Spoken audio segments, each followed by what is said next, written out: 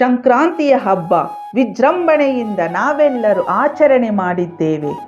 ಇಂತಹ ಸಮಯದಲ್ಲಿ ಸೂರ್ಯ ತನ್ನ ಪಥವನ್ನು ಬದಲಾಯಿಸುತ್ತಾನೆ. ದಕ್ಷಿಣಾಯನದಿಂದ ಉತ್ತರಾಯಣದ ಕಡೆಗೆ ಹೋಗುತ್ತಾನೆ. ಇನ್ನು ಮುಂದೆ ಕತ್ತಲೆ ಕಡಿಮೆಯಾಗಿ ಬೆಳಕು ಹೆಚ್ಚಾಗುತ್ತದೆ. ಇದನ್ನೇ ಉತ್ತರಾಯಣದ ಪುಣ್ಯಕಾಲ ಎಂದು ಕರೆಯುವುದುಂಟು. ಇದೇ ಜನವರಿ 22ರಂದು ಇಂತಹ ಸುಸಂದರ್ಭದಲ್ಲಿ 500 ವರ್ಷಗಳ ಕಂಟಕ ದೂರವಾಗಿ ಸಪ್ತ ಮೋಕ್ಷದಾಯಕ ನಗರದಲ್ಲಿ ಒಂದಾದ ಅಯೋಧ್ಯೆಯಲ್ಲಿ ವಿರಾಜಮಾನನಾದ ಪ್ರಭು ಶ್ರೀರಾಮನ ಪ್ರಾಣ ಪ್ರತಿಷ್ಠಾಪನೆ ನಡೆಯುತ್ತಿದೆ.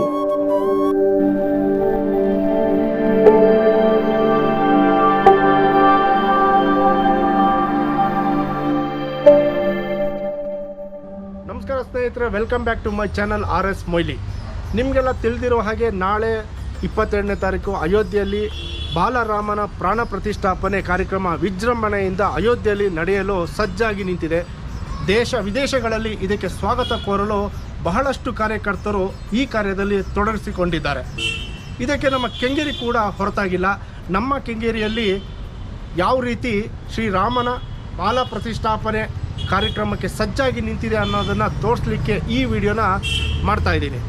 ರಾಮ ಜನ್ಮಭೂಮಿ ತೀರ್ಥ ಕ್ಷೇತ್ರ ಟ್ರಸ್ಟ್ ವತಿಯಿಂದ ದೇಣಿಗೆ ಸಂಗ್ರಹ ಇರಬಹುದು ಮತ್ತು ಮನೆ ಮನೆಗೆ ಮಂತ್ರಾಕ್ಷತೆಯನ್ನು ತಲುಪಿಸುವಂತಹ ಕಾರ್ಯಕ್ರಮಗಳನ್ನು ನಮ್ಮ ಕಾರ್ಯಕರ್ತರು ಬಹಳ ಶ್ರದ್ಧೆಯಿಂದ ಸೇವೆಯನ್ನು ಮಾಡಿದ್ದಾರೆ. ಹಾಗೆ ಈಗ ನಾನು ನಿಮಗೆ ವಿಡಿಯೋ ಮಾಡ್ತಿರುವಂತಹ ಉದ್ದೇಶ ನಮ್ಮ ಕೆಂಗೇರಿಯಲ್ಲಿ ಯಾವ ರೀತಿ ರಾಮನ ಬಾಲ ಪ್ರತಿಷ್ಠಾಪನೆ ಕಾರ್ಯಕ್ರಮಕ್ಕೆ ಮನೆ ಮನೆಯಲ್ಲೂ ಬೀದಿ ಬೀದಿಯಲ್ಲೂ ಯಾವ ರೀತಿ ಸಜ್ಜಾಗಿದೆ ಅಂತ ತೋರಿಸಲಿಕ್ಕೆ ಈ ವಿಡಿಯೋನ ಮಾಡ್ತಾಯಿದ್ದೀನಿ. ಹಾಗೂ 1989ರಲ್ಲಿ ಶಿಲಾನ್ಯಾಸ ಕಾರ್ಯಕ್ರಮದಲ್ಲಿ ಭಾಗವಹಿಸಿದಂತಹ ಹಿರಿಯರು ಮತ್ತು ಅವರ ಅನುಭವಗಳನ್ನು ತೋರಿಸುವಂತಹ ಮತ್ತು ನಿಮಗೆ ಪರಿಚಯ ಮಾಡಿಕೊಡುವಂತಹ ಕಾರ್ಯ ಕೂಡ ಇದೇ ವಿಡಿಯೋದಲ್ಲಿ ಇರ್ತದೆ. ಬನ್ನಿ, ಈಗ ಕೆಂಗೇರಿ ಮತ್ತು ಕೆಂಗೇರಿ ಉಪನಗರದ ರಸ್ತೆಗಳು ಯಾವ ರೀತಿ ಕೇಸರಿಮಯವಾಗಿದೆ ಹಾಗೂ ಯಾವ ರೀತಿ ಸಜ್ಜುಗೊಂಡಿದೆ ಅನ್ನುವಂತಹ ತೋರಿಸುವ ಪ್ರಯತ್ನ ನಾನೀಗ ಮಾಡ್ತೀನಿ. ಬನ್ನಿ ಹೋಗೋಣ.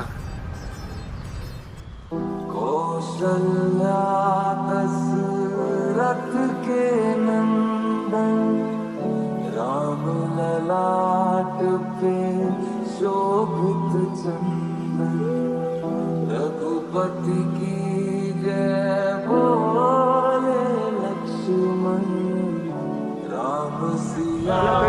ಭರ್ಜರಿ ಸಿದ್ಧತೆ ನಡೀತಾ ಇದೆ ರಾಮನಿಗೋಸ್ಕರ. ನಾಳೆ ವಿಶೇಷಗಳು, ನಾಳೆ ದೇವಸ್ಥಾನದಲ್ಲಿ ಪೂಜೆ ಇದೆ, ಸಾಯಂಕಾಲ ಪೂಜೆ ಇದೆ, ವಿಶೇಷ ಪೂಜೆ ಮತ್ತು ಅನ್ನ ಸಂತರ್ಪಣೆ ಇರುತ್ತೆ. ದೀಪಗಳು ತಂದು ಬೆಳಗ್ತಾರೆ ಮಹಿಳೆಯರು. ನಾವು ತುಂಬ ಗಾನ ಮಾಡೋಣ ಅಂತ ಇದ್ದೀವಿ. ಜೈ ಶ್ರೀರಾಮ್, ಜೈ ಶ್ರೀರಾಮ್.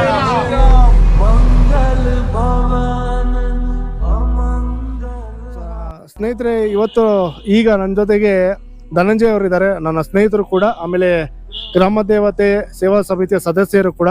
ಸೊ ಅವರು ನಾಳೆ ಮಂದಿರ ಲೋಕಾರ್ಪಣೆ ವಿಷಯವಾಗಿ ಏನು ಹೇಳ್ತಾರೆ ಅನ್ನೋದನ್ನ ಕೇಳೋಣ. ನಮಸ್ಕಾರ ಧನಂಜಯ ಅವರೇ, ನಿಮ್ಮ ಪರಿಚಯ ಮಾಡ್ಕೊಳ್ಳಿ. ನಮಸ್ತೆ, ನನ್ನ ಹೆಸರು ಧನಂಜಯ ಅಂದ್ಬಿಟ್ಟು. ನಾನು ರಾಷ್ಟ್ರೀಯ ಸ್ವಯಂ ಸೇವಕ ಸಂಘದ ಸ್ವಯಂ ಸೇವಕ ಸುಮಾರು 26 ವರ್ಷಗಳಿಂದ, ಹಾಗೆ BJP ಕಾರ್ಯಕರ್ತ, ಹಾಗೆ ಈ ದೇವಸ್ಥಾನದ ಒಂದು ಸಮಿತಿ ಸದಸ್ಯನಾಗಿದ್ದೀನಿ. ನಾವು ನಾಳೆ 22ರಂದು ಏನು ಅಯೋಧ್ಯೆ ರಾಮಲಲ್ಲಾ ಏನು ಜಾಗದಲ್ಲಿ ಬಾಲರಾಮನ ಹಾಗೂ ಅಯೋಧ್ಯೆ ಶ್ರೀರಾಮನ ಪ್ರತಿಷ್ಠಾಪನೆ ಆಗ್ತಾ ಇದೆ, ಆ ಒಂದು ಸಂದರ್ಭದಲ್ಲಿ ಇಲ್ಲೂ ಸಹ ಈ ಒಂದು ಪೂಜಾ ಕಾರ್ಯಕ್ರಮಗಳು ನೆರವೇರಿಸಬೇಕು ಅಂತ ನಮ್ಮ ದೇಶದ ಪ್ರಧಾನಿಗಳಾದ ನರೇಂದ್ರ ಮೋದಿಯವರು ಒಂದು ಸೂಚನೆಯ ಮೇರೆಗೆ ನಾವೆಲ್ಲರೂ ನಮ್ಮ ದೇವಸ್ಥಾನಗಳಲ್ಲಿ ಏನು ಮಾರಮ್ಮನ ದೇವಸ್ಥಾನ ಇದೆ, ಗ್ರಾಮ ದೇವತೆ ಶ್ರೀ ಪ್ರಸನ್ನ ಸೋಮೇಶ್ವರ ದೇವಸ್ಥಾನ ಇದೆ, ಹಾಗೆ ಆಂಜನೇಯನ ದೇವಸ್ಥಾನ ಇದೆ. ಇಲ್ಲೆಲ್ಲ ನಾಳೆ ಮಧ್ಯಾಹ್ನ ಸುಮಾರು 12:15 ಅಲ್ಲೇನು ಪ್ರಾಣ ಪ್ರತಿಷ್ಠಾಪನೆ ಆಗುತ್ತೆ ಅಯೋಧ್ಯೆಯಲ್ಲಿ. ಆ ಸಂದರ್ಭದಲ್ಲಿ ಇಲ್ಲೂ ಸಹ ಮಹಾಮಂಗಳಾರತಿ, ವಿಶೇಷ ಪೂಜೆಗಳು, ಅಭಿಷೇಕ ಪೂಜಾ ಕಾರ್ಯಕ್ರಮಗಳು ನೆರವೇರಿಸ್ತಾ ಇದ್ದೀವಿ. ಸೊ ಹಾಗಾಗಿ ವಿಶೇಷವಾಗಿ ಹಿಂದೆ ಏನು ರಾಮ ಜನ್ಮ ಭೂಮಿಯಲ್ಲಿ ಶಿಲಾನ್ಯಾಸ ಅಂದ್ರೆ ಇಟ್ಟಿಗೆಯನ್ನ ಒಂದು ಮೆರವಣಿಗೆ ಮಾಡಿ ತಗೊಂಡೋಗಿದ್ದಂಥ ಜ್ಞಾಪಕ ನಾನು ಚಿಕ್ಕ ವಯಸ್ಸಲ್ಲಿ ಇದ್ದಂಥ ಸಮಯದಲ್ಲಾಗಿದೆ. ಈ ಒಂದು ವಿಶೇಷವಾದ ಒಂದು ಯಾತ್ರೆಯನ್ನು ಅಂದ್ರೆ ಶೋಭಾ ಯಾತ್ರೆಯನ್ನು ಕೆಂಗೇರಿಯ ರಾಜ್ಕುಮಾರ್ ಸರ್ಕಲ್ ನಲ್ಲಿರುವಂತಹ ಶ್ರೀ ಡಾಕ್ಟರ್ ರಾಜ ಅಭಿಮಾನಿಗಳ ಸಂಘದವರು ಹಾಗೂ ಭಾಜಪದವರ ಒಂದು ಜಂಟಿ ಇದರಲ್ಲಿ ನೆರವೇರಿತ್ತು. ಆಗ ನಾವು ಚಿಕ್ಕ ವಯಸ್ಸಿನವರು ನೋಡಿದ್ವಿ. ಆದ್ರೆ ಇವತ್ತು ನಾವು ಇದನ್ನ ನಾವೇ ಮಾಡ್ತಾ ಇರೋದು ನಮಗೆ ತುಂಬಾ ಸಂತೋಷ ತರುವಂತ ವಿಚಾರಗಳಿದು. ಹೇಗ್ ಸಜ್ಜುಗೊಂಡಿದೆ ನೋಡಿದ್ರ ಕೆಂಗೇರಿ ಬಹಳ ಎಲ್ಲಾ ಕಡೆನೂ ತೋರಣಗಳು, ಕೇಸರಿ ತೋರಣಗಳು ಮತ್ತೆ ಎಲ್ಲಾ ಬ್ಯಾನರ್ಗಳು, ಬಂಟಿಂಗ್ಸ್ ಗಳಿಂದ ಬಹಳ ಸುಂದರವಾಗಿ ಅಲಂಕಾರಗೊಂಡಿದೆ. ನಾವು ಈ ಸಂಜೆ ಒಂದು 6 ಗಂಟೆ ನಂತರ ಇಲ್ಲೂ ಸಹ ಒಂದು ಅಲಂಕಾರ ಮಾಡುವಂತ ಎಲ್ಲಾ ಸಾಮಗ್ರಿಗಳನ್ನ ವ್ಯವಸ್ಥೆ ಮಾಡ್ಕೊಂಡಿದೀವಿ. ಇಲ್ಲೂ ಸಹ ಮತ್ತೆ ಇನ್ನೊಂದು ವಿಚಾರ, ನಾವು ಯಾವಾಗ್ಲೂ ಸಹ ಚಿಕ್ಕ ವಯಸ್ಸಿನಿಂದನೂ ಈ ಅಯೋಧ್ಯೆಯಲ್ಲಿ ಏನು ರಾಮ ಮಂದಿರದ್ದು ಏನು ನಡೀತಾ ಇತ್ತು, ಆ ಟೈಮಲ್ಲಿ ಶ್ರೀರಾಮಚಂದ್ರನ ಮೇಲಾಣೆ ಮಂದಿರವನ್ನು ಅಲ್ಲೇ ಕಟ್ಟುವೆವು ಅಂತ ಒಂದು ವೇದಘೋಷವನ್ನು ನಾವು ಆಗ್ತಾ ಇದ್ವಿ. ಅದು ಆ ಸ್ಲೋಗನ್ ಆಗಿತ್ತು. ನಾವು ಕೂಡ ಪ್ರತಿಯೊಂದು ಸಂದರ್ಭದಲ್ಲೂ ಹೇಳ್ಕೊಂಡು ಬರ್ತಾ ಇದ್ವಿ. ಅದು ಇವತ್ತು ಸಾಕಾರಗೊಳ್ತಾ ಇರೋದು ನಮ್ಗೆ ಖುಷಿ ತಂದಿರುವಂತ ವಿಚಾರ. ಧನ್ಯವಾದ. ನಮಸ್ತೆ. ಜೈ ಶ್ರೀರಾಮ್. ರಾಮ್ ರಾಮ್.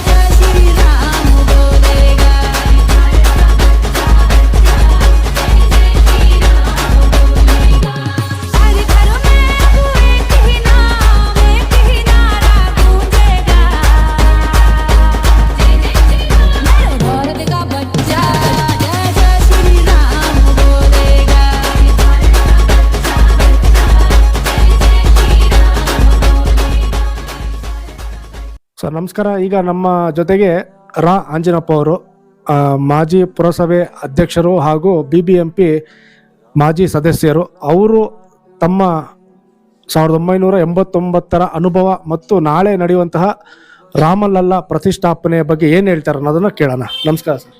ನಮಸ್ತೆ, ಜೈ ಶ್ರೀರಾಮ್. ನಾವು ಇನ್ನೂ ಆಗ ನಮಗೆ 27-28 ವರ್ಷ, ಅಂದರೆ 88-89 ಅಂದಾಗ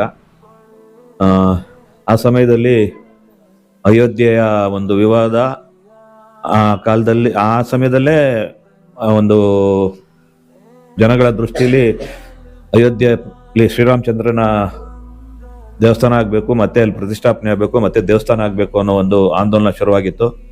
ಆ ಸಮಯದಲ್ಲಿ ದೇಶದಾದ್ಯಂತ ಪ್ರತಿ ಊರಲ್ಲೂ ಹೋಗಿ ಇಟ್ಟಿಗೆಯನ್ನು ಕಲೆಕ್ಷನ್ ಮಾಡಿ ಮತ್ತೆ ಎಲ್ಲ ಜನರಲ್ಲಿ ಒಂದು ಈ ರಾಮ ಮಂದಿರದ ಬಗ್ಗೆ ಒಂದು ಜಾಗೃತಿಯನ್ನು ಮೂಡಿಸುವಂತ ಕೆಲಸ ಆಗ್ತಾ ಇತ್ತು. 1989ರಲ್ಲಿ ಕೆಂಗೇರಿಯಲ್ಲಿ ಈ ಒಂದು ಆಂದೋಲನ ಕೆಂಗೇರಿಯಲ್ಲಿ ಶುರುವಾಯಿತು. ಆ ಸಮಯದಲ್ಲಿ ಕೆಂಗೇರಿ ಹೋಬಳಿ ವಿಶ್ವ ಹಿಂದೂ ಪರಿಷತ್ ಅಂತ ಒಂದು ನಾವು ಮಾಡ್ಕೊಂಡಿದ್ವಿ. ಅಂದ್ರೆ ನಾವು ಅದರಲ್ಲಿ ನಾವೇನು ನಮ್ಗೆ ಅಷ್ಟೊಂದು ಜವಾಬ್ದಾರಿ ಇರಲಿಲ್ಲ, ಯುವಕರಾಗಿದ್ವಿ. ಕೆಂಗೇರಿಯ ಹಿರಿಯರಾಗಿದ್ದಂತ ಗ್ರಾಮ ಪಂಚಾಯತಿ ಸದಸ್ಯರು ಆಗಿದ್ರು ಶ್ರೀಮಾನ್ KL ರಾಜನ್ ಅಂತ, ಅವರು ಅಧ್ಯಕ್ಷರಾಗಿದ್ರು. ಅವ್ರ ಜೊತೆಯಲ್ಲಿ ನಮ್ಮ ತಂದೆಯವರಾದಂತ KT ರಂಗಪ್ಪನವರು ಅವರಿಲ್ಲ ಈಗ, ಮತ್ತೊಬ್ರು ದಿವಂಗತ KS ನಂಜುಂಡಪ್ಪ ಅಂತ ಅವರಿದ್ರು, ಅಬ್ಬಣ್ಣ ಅವರಿದ್ರು, ಅವರು ಸದ್ಯಕ್ಕಿಲ್ಲ. ಅವ್ರ ಜೊತೆಗೆ ಹೀಗಿರ್ತಕ್ಕಂಥ ಅಬ್ಬಣ್ಣ ಅವ್ರ ಮಗ ಮುನ್ರಾಜು ಅವರು, ಮತ್ತೆ ಶ್ರೀಧರ್ ಅಂತ ಮಾರುತಿ ಸೇವಾ ಸಮಿತಿಯ ಶ್ರೀಧರ್ರು, ಮಾರುತಿ ಸೇವಾ ಸಮಿತಿಯ ಎಲ್ಲ ಸದಸ್ಯರುಗಳು, ನಾವೊಂದಷ್ಟೆಲ್ಲ ಯುವಕರೆಲ್ಲ ಆ ಸಮಯದಲ್ಲಿ ಬಂದಂತ ನಾವು ಸಂಗ್ರಹ ಮಾಡಿದಂತ ಇಟ್ಟಿಗೆಯನ್ನ ಪೂಜಿಸಿ ಇಡೀ ಊರ್ನೆಲ್ಲ ಅದನ್ನ ಉತ್ಸವ ತರ ಮೆರವಣಿಗೆ ಮಾಡಿ ನಂತರ ಕಳಿಸ್ಕೊಟ್ವಿ. ಅವಾಗ ನೀವು ನೋಡಿದ್ದಕ್ಕೂ ಇವಾಗ ನಡೀತಿರೋದಕ್ಕೆ ಎಷ್ಟು ಖುಷಿ ಇದೆ ನಿಮ್ಗೆ? ನಮ್ಗೆ ಆಗ ನಾವಿನ್ನೂ ರಾಜಕೀಯಕ್ಕೆ ಹೊಸಬ್ರು. ನಮಗೆ ರಾಜಕೀಯಕ್ಕೆ ಬರ್ಬೇಕಾದ್ರೆ ಪ್ರೇರಣೆನೆ ರಾಮ ಜನ್ಮಭೂಮಿ, ಮತ್ತೊಂದು ಕಾಶ್ಮೀರದಲ್ಲಿ ಆಗ್ತಾ ಇತ್ತಂತ ಹಿಂದೂ ಬಾಂಧವರ ಮೇಲೆ ಆಗ್ತಾ ಇತ್ತಂತ ದೌರ್ಜನ್ಯ. ಪ್ರಮುಖವಾಗಿ ಇವೆರಡು ವಿಷಯಗಳು ನಮ್ಮನ್ನ ರಾಜಕೀಯಕ್ಕೆ ಕರ್ಕೊಂಬಂತು. ನಾವು 88ರಲ್ಲಿ RSS ಸೇರ್ಪಡೆ ಆದ್ವಿ. 89ರಲ್ಲಿ BJPಗೆ ಸೇರ್ಪಡೆ ಆದ್ವಿ. ಅದಾದ ನಂತರ ನಮ್ಮಲ್ಲಿ ಅದು ಮೈಗೂಡ್ಕೊಂಡ್ಬಿಡ್ತು. ನಾವು ಏನಾದ್ರೂ ಮಾಡಿ ರಾಮ ಮಂದಿರ ಆಗ್ಲೇಬೇಕು, ಕಾಶ್ಮೀರದಲ್ಲಿ ಹಿಂದೂಗಳ ಮೇಲೆ ಆಗ್ತಾ ಇರ್ತಕ್ಕಂಥ ದೌರ್ಜನ್ಯ ಕೊಲೆಗೊಳ್ಬೇಕು ಅಂತ. ಆ ಸಮಯದಲ್ಲಿ ನಾವು ಶುರುವಾದಂಥದ್ದು. ಮತ್ತೆ ಅವತ್ತಿನ ಕನಸು ಏನು ರಾಮನಿಗೋಸ್ಕರ ಶಬರಿ ವರ್ಷಾನುಗಟ್ಲೆ ಕಾಯ್ತಾ ಇದ್ಲೋ, ಅದೇ ರೀತಿ ದೇಶದ ಹಿಂದೂ ಬಾಂಧವರು ಯಾವತ್ತು ರಾಮ ಮಂದಿರ ಆಗತ್ತೆ, ಮತ್ತೆ ರಾಮಲಲ್ಲಾನ ಪ್ರತಿಮೆ ಅಲ್ಲಿ ಪ್ರತಿಷ್ಠಾಪನೆ ಆಗುತ್ತೆ, ಭವ್ಯವಾದ ಮಂದಿರ ಆಗುತ್ತೆ ಅಂತ ಕಾಯ್ತಾ ಇದ್ರು. ಇವತ್ತು ದೇಶದ ಎಲ್ಲ ಜನರ ಆಸೆ ಒಂದು ಈಡೇರ್ತಾ ಇದೆ. ಅದು ವಿಶ್ವ ಹಿಂದೂ ಪರಿಷತ್ ಇರ್ಬೋದು, RSS ಇರ್ಬೋದು, ಭಾಜಪ ಇರ್ಬೋದು, ಇವತ್ತಿನ ನರೇಂದ್ರ ಮೋದಿ ಅವರ ಒಂದು ಬೆಂಬಲದಿಂದ, ಅವರ ಒಂದು ಇಚ್ಛಾಶಕ್ತಿಯಿಂದ ಎಲ್ಲ ದೇಶದ ಸಾಧು ಸಂತರ ಬಯಕೆ ಇವತ್ತು ಈಡೇರ್ತಾ ಇದೆ. ನಿಜವಾಗ್ಲೂ ನಾವು ಈ ಕಾಲಘಟ್ಟದಲ್ಲಿ ಇದೀವಲ್ಲ, ನಾವು ಜೀವಿಸಿರ್ತಕ್ಕಂಥ ಈ ಕಾಲಘಟ್ಟದಲ್ಲಿ ರಾಮ ಮಂದಿರ ಉದ್ಘಾಟನೆ ಆಗ್ತಾ ಇರೋದು ನಮಗಂತೂ ತುಂಬಾ ಪುಣ್ಯ ಆಗ್ತಾ ಇದೆ, ಪುಣ್ಯನೇ ಅನಿಸ್ತಾ ಇದೆ.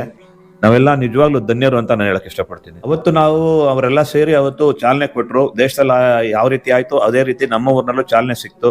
ಅದು ಮುಂದುವರೆದು ಅಡ್ವಾಣಿ ಅವರ ರಥಯಾತ್ರೆ ಶುರು ಆದ್ಮೇಲೆ ಅದಕ್ಕೊಂದು ಮೂರ್ತ ರೂಪ ಬಂತು. ಇವತ್ತು ಸುಪ್ರೀಂ ಕೋರ್ಟ್ ನ್ಯಾಯಬದ್ಧವಾದಂತ ತೀರ್ಪನ್ನೇ ಕೊಟ್ಟಿದೆ. ಹಿಂದೂಗಳಿಗೂ ಏನೋ ಅನ್ಯಾಯ ಮಾಡಿಲ್ಲ, ಮುಸ್ಲಿಂ ಬಾಂಧವರಿಗೂ ಏನು ಅನ್ಯಾಯ ಮಾಡಿಲ್ಲ. ಅವ್ರಿಗೂ ಪ್ರತ್ಯೇಕವಾದ ಜಾಗವನ್ನು ಕೊಟ್ಟಿದ್ದಾರೆ. ಅವರು ಅಲ್ಲಿ ಒಂದು ಭವ್ಯವಾದ ಮಸೀದಿಯನ್ನು ಕಟ್ಕೋಬಹುದು, ಏನ್ ಬೇಕಾದ್ರೂ ಮಾಡ್ಬೋದು ಅನ್ನೋ ಒಂದು ಆದೇಶ ಕೊಟ್ಟಿದೆ. ಇವತ್ತು ದೇಶದ ಜನರ ಹೆಬ್ಬಯಕೆ ಈಡೇರ್ತಾ ಇದೆ.